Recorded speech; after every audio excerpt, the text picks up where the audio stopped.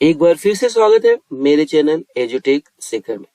दोस्तों, आज हम हिंदी व्याकरण के अंतर्गत एक नए व्याकरण का अध्ययन करने वाले हैं जिसका नाम है कारक और इसे हम क्या कहते हैं, केस। साथियों, हम इस जानकारी के अंतर्गत केस यानी कारक के जितने भी प्रकार होते हैं उनकी संपूर्ण जानकारी प्राप्त करेंगे और यह व्याकरण बहुत ही महत्वपूर्ण है परीक्षा की दृष्टि से। साथियों, जानकारी शुरू करने के पहले आप लोगों से एक गुजारिश करूंगा कि अगर आप चैनल पे पहली बार आए हैं तो चैनल को सब्सक्राइब कर लीजिए, बेल नोटिफिकेशन को ऑन कर लीजिए। साथ ही साथ वीडियो देखने के बाद अगर जानकारी आपको अच्छी लगेगी तो लाइक कीजिएगा, कमेंट कीजिएगा, जानकारी अपने दूसरे मित्रों में शेयर भी कीजिएगा। तो दोस्तों, चलते हैं और शुरू करते हैं और प्राप्त करते हैं आज एक नई जानकारी।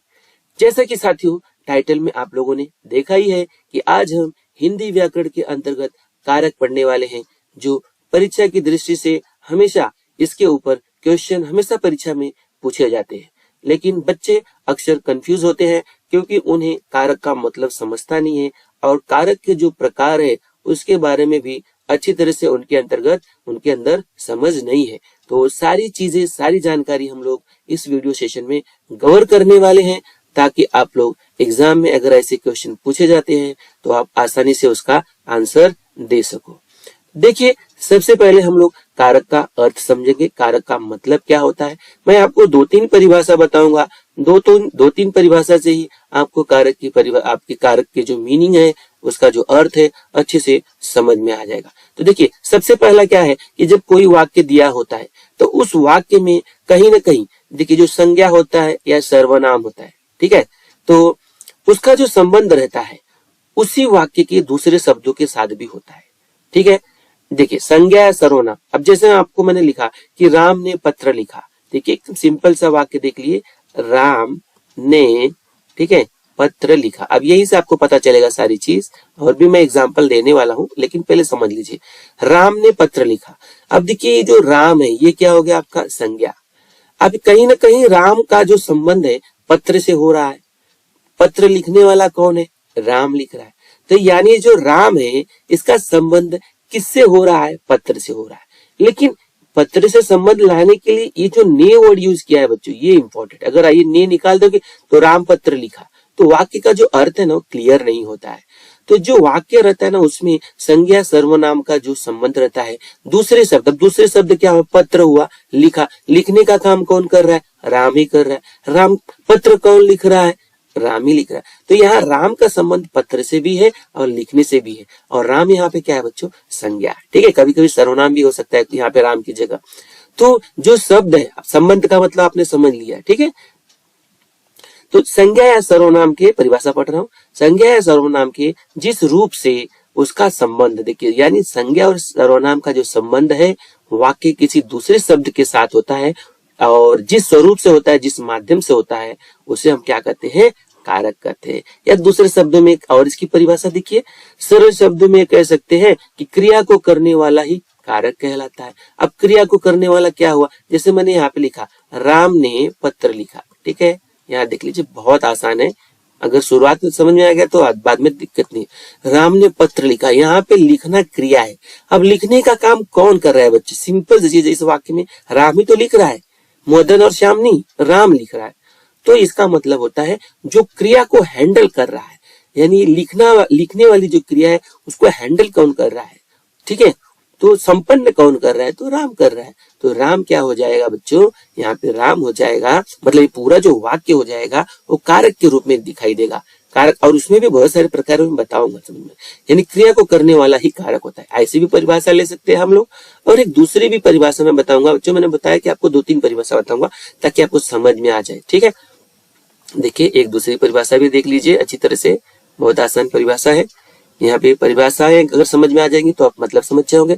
जब क्रिया को करने में कोई न कोई अपनी भूमिका निभाता है, देख लीजिए वही बात है, क्रिया को करने में कौन भूमिका निभाएगा, संज्ञा या सर्वनाम, तो उसे कारक कहते हैं। वहां पे कारक, उसे हम क्या कहेंगे, कारक कहेंगे। अब कौन सा कारक रहेगा वो हम डिस्कस करने वाले हैं। देखिए मैं कुछ यहाँ पे बात करना चाहूंगा एग्जाम्पल, जैसे राजू पत्र लिखता है। देखिए राजू का संबंध लिखने से है, राजू का संबंध पत्र से है, ठीक है। पत्र पे मतलब पत्र पे कौन लिखेगा, राजू लिखने वाला। तो कहीं ना कहीं ये जो राजू का संबंध है पत्र से भी लिखना, या दूसरे शब्द में बोल सकते हो कि ये जो लिखना है, जो क्रिया है, इसको संपादित कौन कर रहा है, लिखने का काम कौन कर रहा है, इस वाक्य में राजू कर रहा है।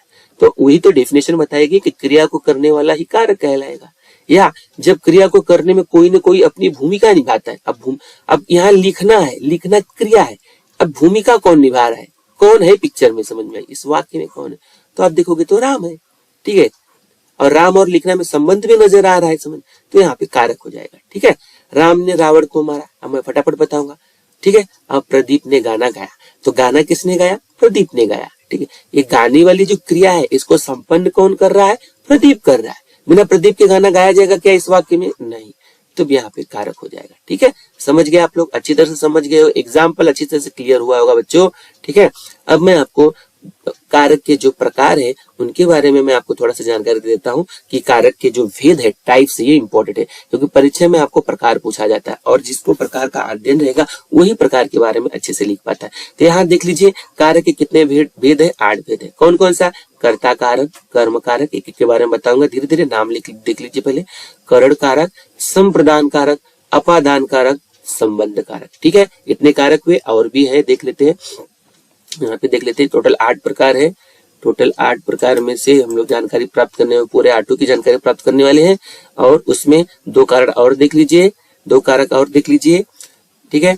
सबकी जानकारी प्राप्त करने वाले हैं। 2 कारक और कौन से है, अधिकरण कारक, और दूसरा कौन सा है, देख लीजिए, दूसरा है आपका संबोधन कारक, ठीक है। दूसरा कौन सा है बच्चों, दूसरे को बोलते हैं हम लोग संबोधन कारक। क्लियर हो गया, अधिकरण कारक और संबोधन। पहले तो बात समझिए कि कारक के प्रकार कितने, 8। हम लोग 8 के 8 भेद है, हम लोग 1 बाय 1 करके 8 भेद के बारे में विस्तार से जानकारी प्राप्त करने वाले हैं। और उस पर आप ध्यान दोगे तो अच्छी तरह से आप एग्जाम में कोई भी वाक्य आएगा तो आप अच्छे से बता सकते हो, ठीक है। चलिए 1 बाय 1 हम लोग इसकी जानकारी प्राप्त करते हैं। सबसे पहले हम लोग क्या करेंगे, पहला जो कारक है बहुत आसान है बच्चों, पहले 2 कारक तो बहुत आसान है, कोई भी समझ सकता है। कर्ता कारक, अगर कर्ता का मतलब क्या होता है, जिसको हम लोग बोलते हैं सब्जेक्ट, ठीक है। अब यहाँ पे कर्ता कारक में जरा देख लीजिए, जो वाक्य में कार्य करता है, बहुत आसान। अब जो वाक्य दिया है उसमें जो कार्य कर रहा है, क्रिया को जो क्या कर रहा है, संपादित कर रहा है, तो उसे हम लोग क्या कहेंगे, कर्ता कारक। अब इसका मतलब क्या हो गया, जरा देखिए, जो कार्य कर रहा है, तो देखिए वाक्य पढ़िए, सुनील ने किताब पढ़ा।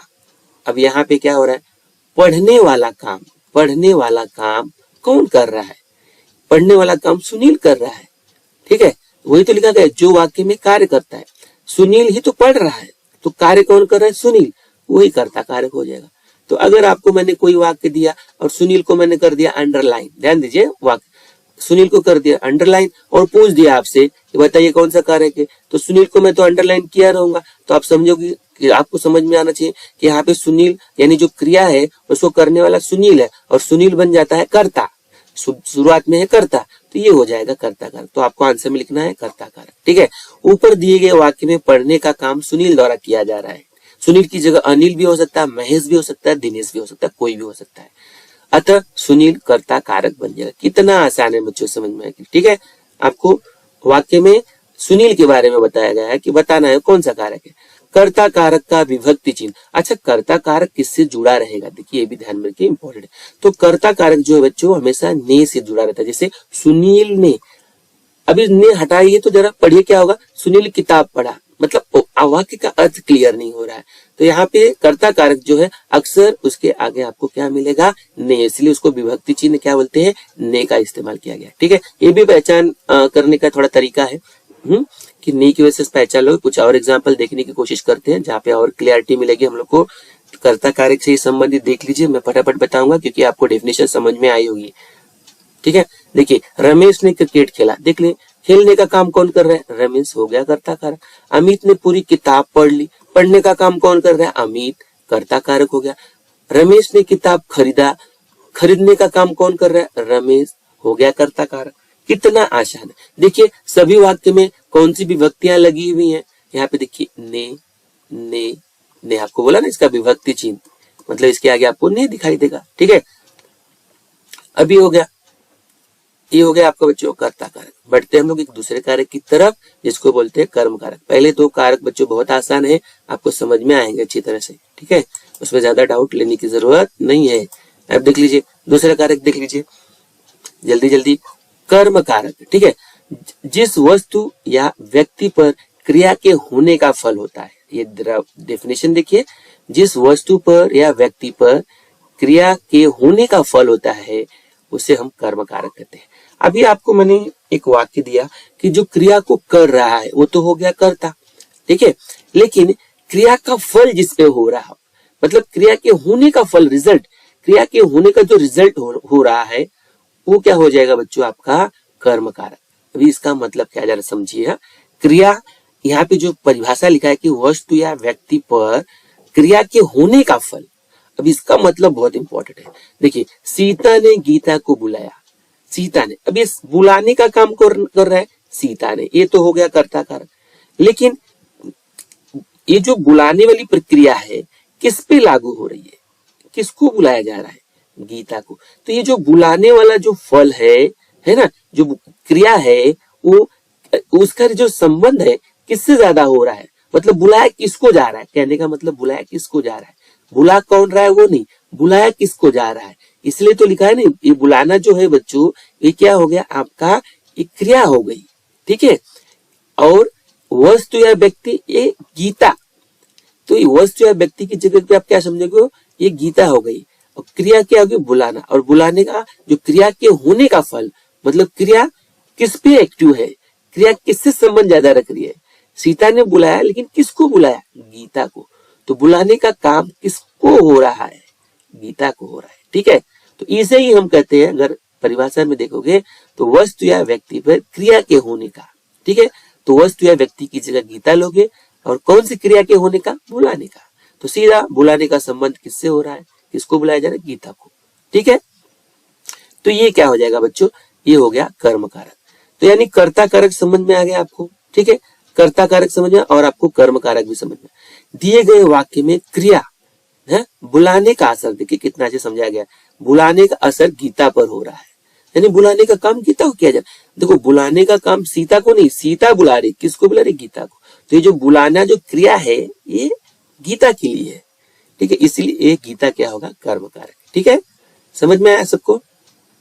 और इसके लिए को का चिन्ह होता है, देखिए गीता को, ये भी पहचान सकते हो आप लोग। समझ में, यहाँ पे गीता के आगे क्या लगा है, को लगाया है। क्लियर हो गया, समझ में आया आप लोग को, अच्छी तरह समझ में आया। ये भी विभक्ति चिन्ह भी आपको ध्यान में रखना है, जो आपको मदद करेगा। अब एग्जाम्पल देख लीजिए, मास्टर जी ने सुनील को पढ़ाया। देखिए, मास्टर जी ने सुनील को पढ़ाया, तो पढ़ाना जो क्रिया है, तो पढ़ाना किसको हो रहा है, किसको पढ़ाया जा रहा है, सुनील को। और आसानी से अगर देखोगे तो मैंने आपको बताया ना, विभक्ति चिन्ह क्या है, को। देख लीजिए, सुनील को, तो यहाँ पे ये क्या हो जाएगा, कर्म कारक हो जाएगा। ठीक है, समझ में आ रहा होगा थोड़ा थोड़ा आप लोग को। तो विभक्ति चिन्ह भी जरा ध्यान में रखिए आप लोग, और अगर वाक्य का अर्थ समझते हो तब तो आप तो आसानी से बता सकते हो। अब यहाँ पे देख लीजिए, राम ने रावण को मारा, तो मारने वाली जो क्रिया है ये किससे संबंध रखती है, रावण, किसको मारा जाए, रावण। तो यहाँ पे क्या होगा, कर्म कारक हो जाएगा। ठीक है, और यहाँ विभक्ति चिन्ह देखिए, को है। मनुज ने कुत्ते को पानी पिलाया, पिलाने की क्रिया किसको हो रही है, ठीक है, कुत्ते को हो रही है। तो यहाँ पे हो जाएगा, पानी किसको पिलाया जा रहा है, कुत्ते को पिलाया जा रहा है, तो यहाँ पे क्या हो जाएगा, ये कर्म कारक हो जाएगा। और देख लीजिए, को की वजह से भी आप पहचान सकते हो, है ना। कर्म कारक में ने विभक्ति थी, सॉरी, कर्ता कारक में ने विभक्ति थी, ये कर्ता कारक की बात करो। और कर्म कारक में ये जो भी हम लोग पढ़ रहे हैं, ठीक है, इसमें विभक्ति कौन सी है, को है। तो कंफ्यूज मत होइएगा। तो अभी मैंने आपको कौन सी विभक्ति बताया बच्चों, अभी मैंने आपको, देख सकते हो, अभी मैंने आपको कर्म कारक बताया। ठीक है, चलते हैं, बढ़ते हैं आगे की तरफ, थोड़ा और देख लेते हैं, और भी प्रकारों के बारे में अध्ययन कर लेते हैं। देखिए, अगला है करण कारक। अब यहाँ से आपको ज्यादा समझना है, पहले तो आसान थे मेरे हिसाब से। देखिए, करण कारक क्या होता है, इसको मैं इंस्ट्रूमेंटल केस भी बोल सकते हैं। कर्ता, कर्ता ध्यान रखिए, सब्जेक्ट जिसको बोला जाता है, जिस साधन से क्रिया करता है, ठीक है, जिस इंस्ट्रूमेंट से क्रिया को करता है, उसे करण कारक कहते हैं। देखिए परिभाषा थोड़ा आपको और लगेगी, लेकिन इसका एग्जाम्पल समझोगे ना तो बहुत इजी लगेगा। साधन की बात हो रही है। देखिए कर्ता हमेशा वाक्य में नजर आएगा और वाक्य में क्रिया भी नजर आएगी, ठीक है।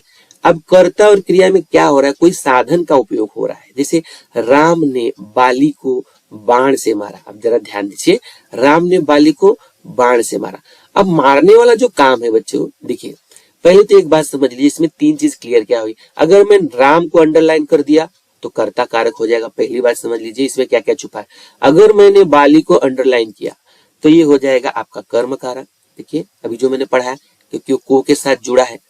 और तीसरा जो हम पढ़ रहे हैं करण, इसमें कोई साधन का उपयोग किया गया है। मारना जो हो, राम ने बाली को जो मारा, किससे मारा, बाण। तो यही तो बताया है, कर्ता यानी ये जो राम हुए, क्रिया क्या होगी, मारना। अब राम ने मारा, किसको मारा, बाली को। किससे मारा, साधन क्या है, ठीक है, बाण से मारा। तो अगर ये बाण को अंडरलाइन करूंगा बच्चों तो ये साधन बन जाएगा और ये हो जाएगा करण कारक। तो कर्ता जिस साधन से क्रिया को करता है, तो यहाँ राम ने मारा है बाली को, साधन है बाण, ठीक है। तो इसकी वजह से करण कारक हो जाए। ऊपर दिए गए वाक्य में मारने का साधन बाण है, इसलिए करण कारक है। और करण कारक का विभक्ति चिन्ह से होता है। देख लीजिए विभक्ति चिन्ह कितना इंपॉर्टेंट है। पहले हमने ने पढ़ा, फिर हमने को पढ़ा, अब हम से पढ़ रहे हैं, बाण से, ठीक है। समझ में तो पता चल गया ना आपको, ये कौन सा कारक हो जाएगा बच्चों, ये हो जाएगा करण कारक, ठीक है। क्लियर हो रहा है, थोड़ा थोड़ा आप लोगों को समझ में आ रहा है। थोड़े और एग्जाम्पल में ले लेता हूं, आपको और पिक्चर क्लियर हो जाएगा बच्चों। देख लीजिए, लोगों ने डंडे से सांप को मारा। देख लीजिए, तो सांप को तो मारा जा रहा है, लोग मार रहे हैं, किससे मारे, डंडे से। मदन ने सारा काम बच्चों से करवाया। मदन ने काम तो करवाया, साधन क्या है, किसका यूज किया, बच्चों का। देख लीजिए, और आपको मैंने बताया से वाला वर्ड जरा ध्यान रखिए, ठीक है। इसी प्रकार अंजलि पेन से, लिखने का काम किससे हो रहा है, पेन से हो रहा है, तो करण कारक हो जाए। साधन का उपयोग, साधन क्या है, यहाँ पे देख लीजिए, साधन के रूप में क्या इस्तेमाल किया जा रहा है बच्चों, वो भी देख लीजिए। साधन के रूप में यहाँ डंडे लिए जा रहे हैं, यहाँ बच्चों से करवाया जा रहा है, यहाँ पेन से किया जा रहा है, ठीक है। क्लियरिटी मिल रही है, थोड़ा समझ में आ रहा होगा आपको। चलिए अगला कारक देख लेते हैं, बहुत आसान है, लेकिन बच्चों आपको ये ध्यान रखना पड़ेगा, नहीं तो आप भूल जाओगे एग्जाम में, आपको ये ध्यान रखना पड़ेगा। चलिए अगला कारक देख लेते हैं हम लोग, आते हैं संप्रदान कारक की तरफ। इसको डेटिव केस भी कहा जाता है। संप्रदान का अर्थ होता है देना, किसी को कुछ दे रहे हो, यानी वाक्य में देने लेने का काम हो रहा है। जब वाक्य में किसी को कुछ दिया जाए, दे रहे हो, या किसी के लिए कुछ किया जाए, तो संप्रदान कारक होता है। जैसे मदन के लिए फल लाओ। अब देखिए इसमें क्या है, मदन के लिए फल लाया जा रहा है, ठीक है। तो मदन को कुछ दिया जा रहा है, तो क्या दिया जा रहा है, फल, ठीक है। तो कुछ देने का भाव प्रकट हो रहा है ना, तो इसके लिए हम क्या कहेंगे, संप्रदान कारक। तो वाक्य को पढ़ोगे तब। अब इसमें क्या है, देख लीजिए, ऊपर के दिए गए वाक्य में फल लाने का कार्य किसके लिए हो रहा है, मदन के लिए। यहाँ पे मदन को कुछ तो दिया जा रहा है, उसी को तो देना बोलते हैं, और देना का मतलब होता है संप्रदान कारक। तो वह मदन है, इसलिए संप्रदान कारक है। और संप्रदान कारक के लिए विभक्ति चिन्ह के लिए को होता है, के लिए भी होता है को। देखिए यहाँ पे के लिए, मदन के लिए, समझ में है। तो मदन के लिए क्या, फल लाओ, तो मदन को फल दिया जा रहा है, ठीक है। तो ये हो गया बच्चों संप्रदान कारक। इसमें बोध हो रहा है किसी को कुछ दिया जा रहा है, क्योंकि संप्रदान का अर्थ होता है देना बच्चों, ठीक है। इसके कुछ एग्जाम्पल और मैं क्लियर कर देता हूँ ताकि आपको कुछ डाउट न रह जाए, ठीक है। जैसे भूखे के लिए रोटी लाओ। भूखे के लिए रोटी, रोटी किसके लिए लाया जा रहा है, भूखे, यानी भूखे को रोटी दिया जा रहा है। देखो के लिए लगा है, पहचान जाओ। विकास को किताब दो, तो विकास को क्या दिया जा रहा है, देने का काम हो रहा है, किताब। यहाँ पे देखिए को आया है, के लिए नहीं आया बच्चों, देख लीजिए, को भी आ सकता है। बच्चे को गेंद लाओ, तो बच्चों को कुछ देना है, गेंद लाना है, यहाँ पे देखो को आया। तो के लिए और को दोनों ही इसका विभक्ति चिन्ह जो मैंने आपको बताया। तो ये हो गया संप्रदान कारक, बहुत आसान है बच्चों। देखिए बढ़ते हैं अगले प्रकार की तरफ। अगला प्रकार है बच्चों अपादान कारक। अब यहाँ से थोड़ा आपको समझना है, यहाँ से समझना है परिभाषा का मतलब क्या होता है, जो हम कारक पूछ रहे हैं उसका मतलब। अपादान कारक का मतलब होता है बच्चे संज्ञा या सर्वनाम के जिस रूप से, जरा देखिए परिभाषा, क्रिया से अलग होने का, क्रिया से दूर जा रहे हैं लोग, मतलब वाक्य में ऐसा भाव प्रकट हो रहा है कि संज्ञा या सर्वनाम क्रिया से दूर जा रहे हैं, तो उसे अपादान कारक कहते हैं। और अपादान कारक का जो विभक्ति चिन्ह है ये भी से है, ठीक है, लेकिन भाव क्या होगा, अलग होने का।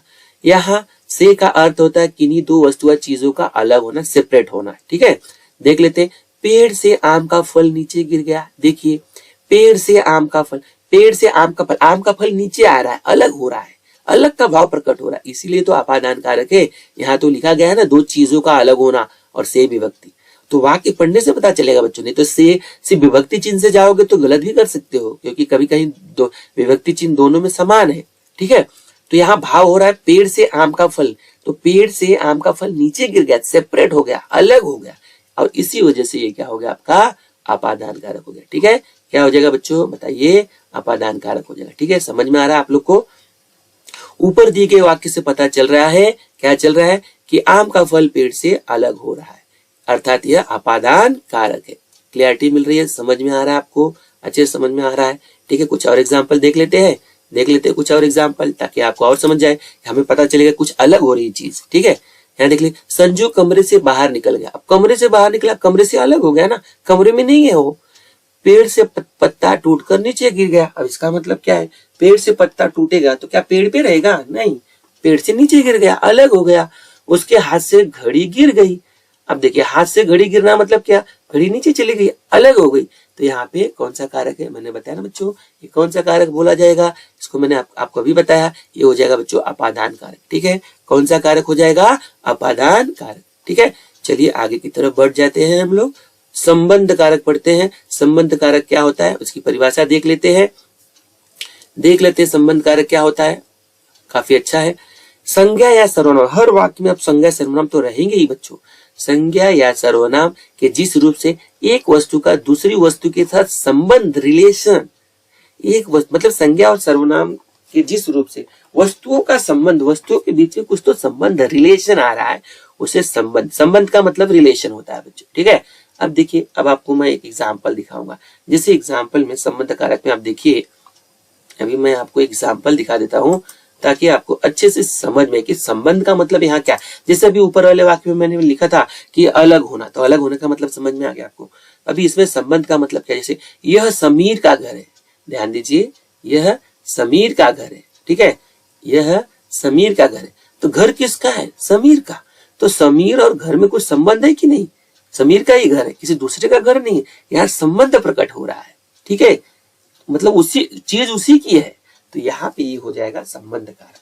तो ऊपर दिए गए वाक्य में देखिए, ऊपर दिए गए वाक्य में, यहाँ देखिए, ऊपर दिए गए वाक्य में समीर और घर के बीच में संबंध है, मतलब घर समीर का ही है, अर्थात घर समीर का है, ऐसा प्रतीत हो रहा है, इसलिए है संबंध कारक। कितना आसान है बच्चों, मैं बोला ना, वाक्य का अर्थ समझ जाते हो तो आपके लिए इस ग्रामर में कुछ नहीं है, आप समझ जाओगे आसानी से। ठीक है, चलिए अब यहाँ पे इसके कुछ ले लेते हैं एग्जाम्पल। देखिए, यह मनोज की किताब है। अब यहाँ पे क्या है, किताब किसकी है, मनोज की, तो मनोज और किताब के बीच में कुछ संबंध हो गया ना। दशरथ के 4 बेटे हैं, 4 बेटे किसके, दशरथ के। मैंने अपनी पुस्तक लिखी, पुस्तक अपनी, मेरी है, यहाँ संबंध हो रहा है, संबंध प्रकट हो रहा है। ठीक है, तो ये हो गया संबंध कारक। संबंध कारक की विभक्ति चिन्ह होती है का, के, की, रा, रे, री, ना, ने, नु, ये सारे क्या होते हैं, विभक्तियां होती है, इनसे जुड़े होते हैं। जैसे यहाँ पे की से जुड़े हैं, के से जुड़े हैं, ये अपनी वर्ड भी आता है। अब अपनी में भी हमें समझना पड़ेगा कि ये क्या हो रहा है, संबंध का भाव प्रकट हो रहा है। ठीक है, चलिए आगे पढ़ लेते हैं। और विभक्ति अधिकरण कारक जिसको बोलते हैं बच्चों, देख लीजिए, काफी अच्छा है, एक ग्रामर व्याकरण बहुत इजी है, लेकिन आपको थोड़ा इसका अध्ययन करना पड़ेगा। संज्ञा के जिस रूप से क्रिया के आधार, यानी क्रिया का स्थान, जो क्रिया कहाँ पे है, क्रिया के आधार या स्थान का बोध होता है। संज्ञा के जिस रूप से क्रिया के आधार या स्थान का बोध होता है, उसे अधिकरण कारक कहते हैं। ठीक है, जरा इसका मतलब समझिए। मेज पर पुस्तक रखी है, ठीक है, कहाँ रखी गई है पुस्तक, मेज पर। ठीक है, तो यहाँ पे क्या हो रहा है, यहाँ पे जो क्रिया है उसका स्थान क्या है, रखने का काम कहाँ हो रहा है, मतलब जो किताब है उसको कहाँ रखा गया है, रखना क्रिया हो गया, तो जो चीज रखी गई उसका स्थान कहाँ है, तो देखिए मेज पर है।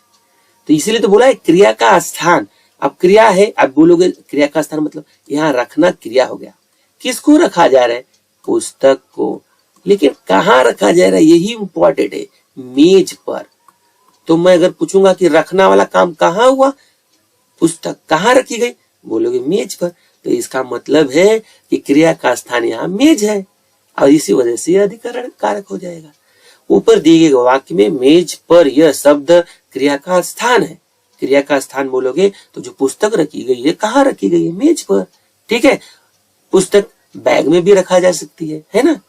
तो बैग में रखोगे तो बैग उसका स्थान हो जाएगा। अब इसमें आपको एक चीज ध्यान में रखना है बच्चों, यहाँ पे ध्यान रखने वाली चीज क्या है कि अधिकरण कारक की जो विभक्ति होती है में और पर होती है। चलिए कुछ एग्जाम्पल देख लेते हैं। दिल्ली में बहुत अच्छे लोग रहते हैं। दिल्ली में, ठीक है, रहने वाले लोग क्या है? अच्छे लोग कहाँ रहते हैं? दिल्ली में। ठीक है, तो यहाँ पे महल में दीपक जल रहा है। ठीक है, तो दीपक कहाँ जल रहा है? दीपक जो जलने वाला जो क्रिया है उसका स्थान कहाँ है? तो महल में। जो दीपक जल रहा है उसका स्थान कहाँ है? ठीक है, जलना जो है क्रिया हो गई, उसका स्थान है महल में।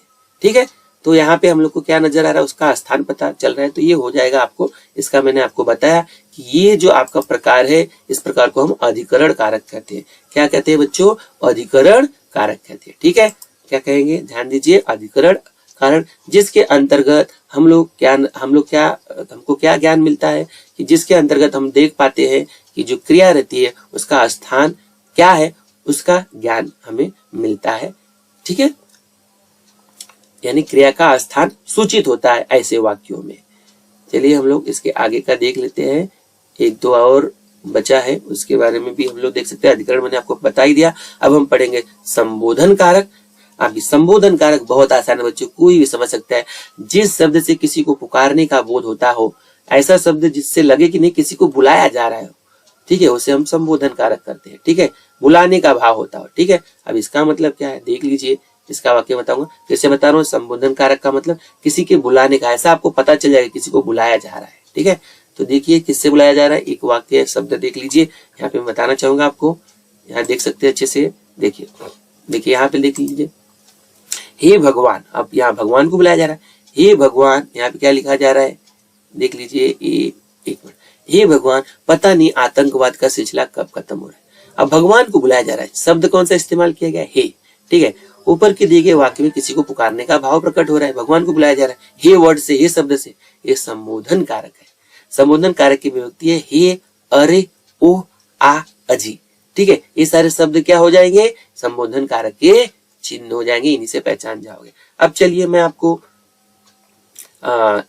इसके एग्जाम्पल दे देता हूँ कि कैसे वाक्य में बुलाया जा रहा है, तरीका क्या है।